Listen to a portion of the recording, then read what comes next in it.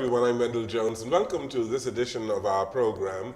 And we wish you and yours a happy new year, and we hope that you all remain healthy, happy, and prosperous in 2019.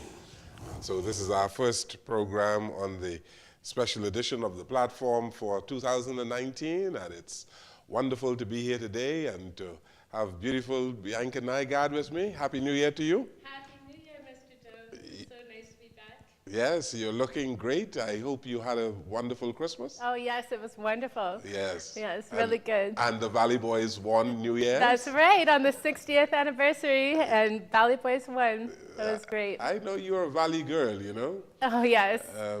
I don't know if you rushed this year. I know one of your children rushed, right? Yeah, my daughter Sailor did. Your daughter did? Yes. Okay. Christmas or New Year's? Oh, on Boxing Day. On Boxing Day. Okay, very good.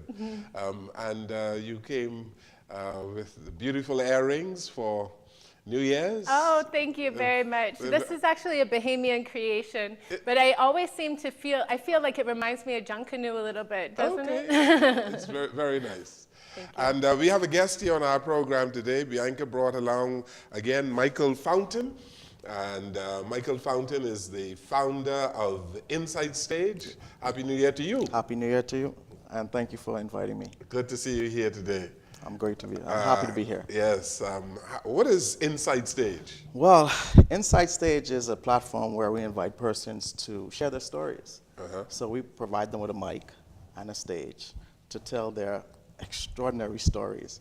You know, we have this thing, only pastors, DJs, or personalities have access to the mic. So we just try to provide a mic and a stage for the so-called ordinary. Well, you have a mic now, and you have the JCN stage. You have thousands of people who are listening to you on this program. You have the stage, and I see that you are creating aha moments. That's it. What are aha moments? These are just moments that you know, our logo has the light bulb. It's a light bulb. So basically, we came up with this slogan. You know, at our events, when we have somebody that speak, we want to create aha moments. We want to create that light bulb. We want someone to get the message. If one person gets the message, or one person changes their life, or makes forward processes in their life, or it does something to them, we've created an aha moment. Well, you know, I believe I have been creating these aha moments for years. Well, we know that. We know that. You're Mr. Jones. We know that. So why don't you have me creating aha moments for you? Well, you know what? Our next event is in February. I would like to have you create an aha moment in February. Is that right? Yes, you're signed up. Done. I'm signed up. You're done. It's done. So you have Bianca creating aha moments too? Every single event. Okay. Every single event. Did she tell you about the time we had her dance at the one of the events? Oh, that's an aha moment to have a dance? I see. Yeah. I see. She had to do the jiggy, was it? Yes, I did the Running Man. Well, that's the thing, is that there's a group of people, and you have little things that you could do in your seat. And if they call you up, you have to do whatever it says. So it's a fun way to get to know people. Very comfortable atmosphere. And so you have a theme, Start Your Engine in 2019. Yes, yes.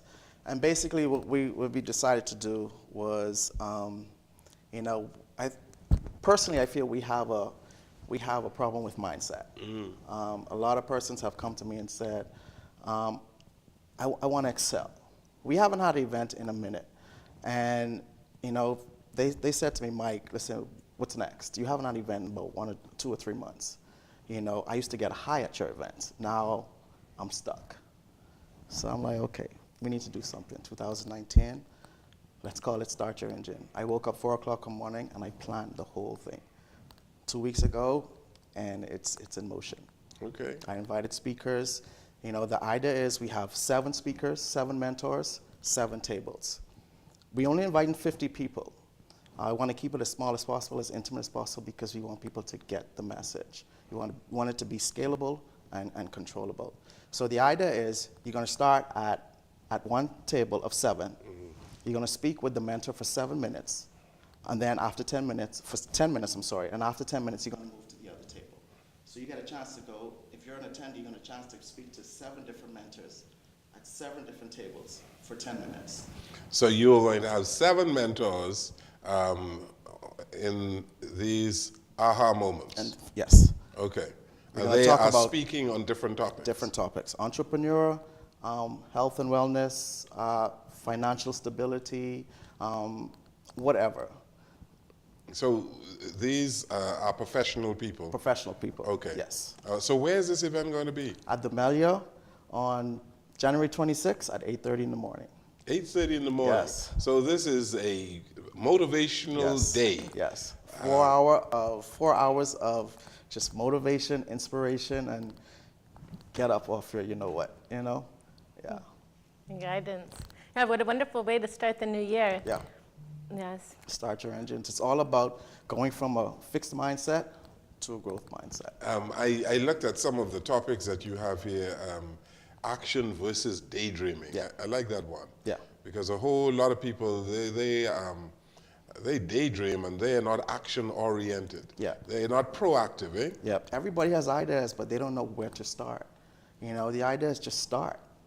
Just start, you know, and then you're gonna, you know, if you fail, start again.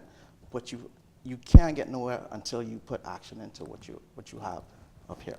Yes. Yeah. And you are going to be speaking as I'm well gonna be speaking. on Unstuck versus Stuck. Yes. Tell us a little bit, give us a little preview of that.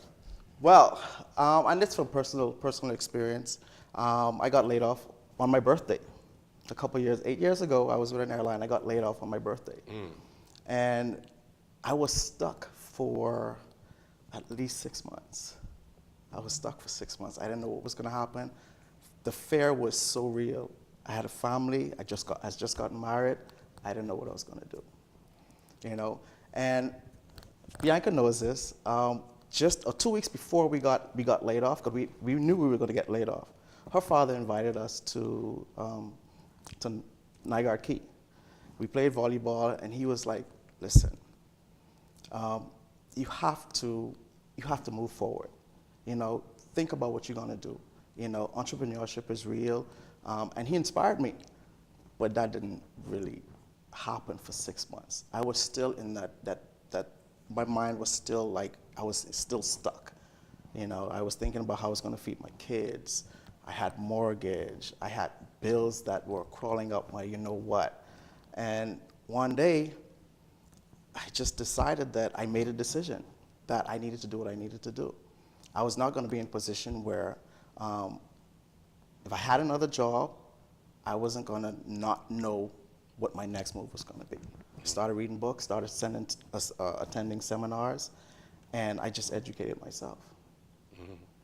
And so you feel that there are a whole lot of people who are in the stuck mindset. Oh, yes. Yes. We meet people every day. You call them people who they are not only unemployed, but they are discouraged. Yeah, you know. The statisticians call them discouraged workers. That's a good terminology. You know, and the thing is, they blame outside forces. So when I say, you know, you either blame the government, or you blame your job, or you blame your spouse, you know, for you being where you are. You know, you just have to do the internal work, and that's what we want to focus on, doing that internal work, knowing that it takes work, it takes effort to get to where you need to be. To get unstuck. To get unstuck, yeah. It's a mind thing, It's a mindset thing. You know, I happened to be in that position in 1979. I would love to hear that story. You'd love to hear that story? I'd love to hear that. In 1979, didn't have a job. Came out of ZNS. Didn't have a job. And I decided, I need to do something. I need to make some things happen. And I sat on the Western Esplanade, and I decided that I'm going to go into the business of public relations and marketing. And I'm going to do it myself. I'm not going to ask anybody for a job anymore in my life. And I drove to my mother's house, and I got $20 from her and bought a ream of paper, typing paper. And I started a company with a borrowed typewriter and that ream of paper. And look where you are today. Look where you are today. Amazing. So you're booked for February. I'm just letting you know. Sorry. Right? No, it's a long story. No, we got it. We got the And time. I've We got only the time. We given got the you time. just a little tip of the iceberg. Can I ask you what was your mindset before you decided that you needed to do something? No, well, you know, I was looking for a job. I thought I was a fantastic news reporter. And I had my difficulties with the then establishment at ZNS. And so I was out of the door after 6 years in ZNS, you see.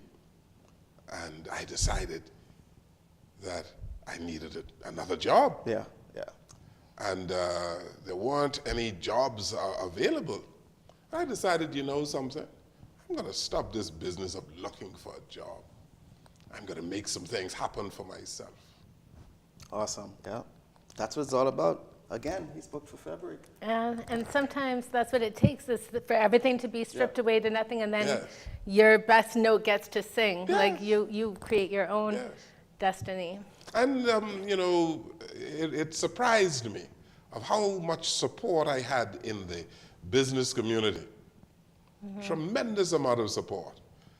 And in my first year, I made 5 times the amount of money that I was making in ZNS. 5 times. Yeah, that's incredible. And let me ask you a question. And you did this in spite of the fear, because you know there was fear. No, I wasn't You fearful. wasn't fearful? No, sir. What? No, sir. I wasn't fearful because my first approach to the first business, I was so encouraged by what they offered me, and it just snowballed. And I saw the blessings of the Lord flowing rich, full, and free. You don't know anything about that. See, Come on, Mr. It was Jones. just flowing. And so I wasn't fearful at all. No. I was just moving from strength to strength. And I started hiring some of the people who were let go from ZNS. It's very important to have that support system around you. Yeah. It's nice to Yeah. hear that you were so encouraged. And I find that that's why this is so important, to have people there to say, I support you, and also here's the guidelines and steps of how you can accomplish this for yourself. Because so often I find that when you have a great idea and you say, I want to go out on a limb and try this and do this, people say, oh no, you can't do that. Are you serious? You're just joking. How could you make this happen? And instead of actually saying, oh yes, you can, that's a wonderful idea. Here's how we can help you to accomplish this. Yeah, you see, I was confident in what I was doing, what I was about. And another interesting thing you said was you started out with $20, because people associate success or feel that you have to start a business. It has to be perfect. You have to have a large amount of money, or you have to have a cash flow in order to start a business.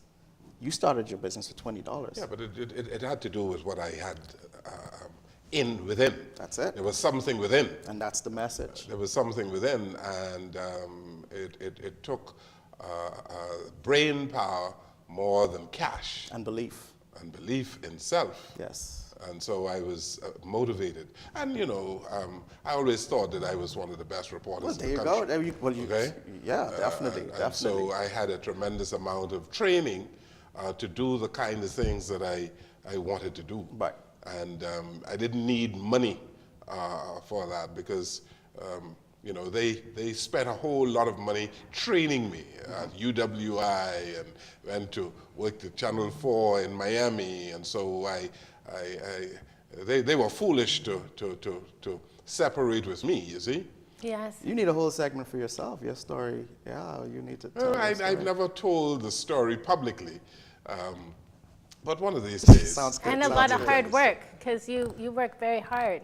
Hard work gets you all kinds of places. Yeah. No question about Yeah, it. another thing I heard you say, sorry, go ahead. Oh, I'm just saying that it's extra hard work. I mean, you're always busy, like from early morning till late in the evening, and I find that that's what a lot of people that are successful are. They always have their time planned out, and they're always working. versus people that think that they can accomplish stuff by not wanting to put in the work. Absolutely.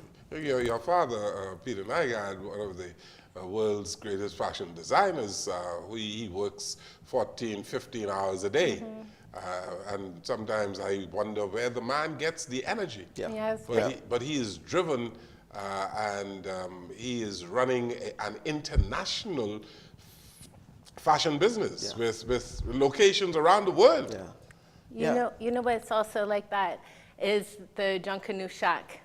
It's amazing how much, how people have a passion for Junkanoo and spend their time after work working on their passion, and it doesn't matter how many hours it takes throughout the night and leading up to that time when you're actually going to go onto Bay Street. People are in there working like tirelessly on their craft.